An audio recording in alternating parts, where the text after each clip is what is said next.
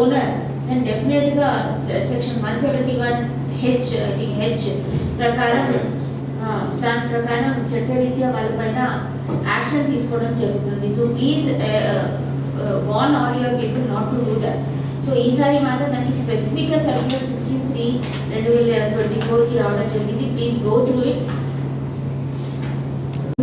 Sir, I request the concerned DSPs and the concerned ROs to sit together, AROs to sit together and finalize, because now this time we are getting little force. It's not that మన స్టేట్కే లేదు కాబట్టి election.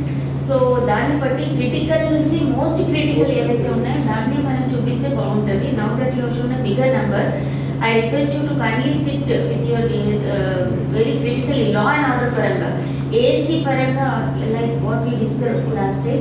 AST పరంగా చూస్తే చాలా polling stations వస్తున్నాయి, but దానిలో కూడా highest AST percentage కన్నా ఎక్కువ ఉండేవి మీరు తీసుకొని ఒకసారి please SIT with your people and decide and give us the list. Okay, ఎందుకంటే పోలీస్ బందోబస్తుకి సంబంధించిన మనం sir you have to send the report to election or which is not used, which will not be used for any inducement.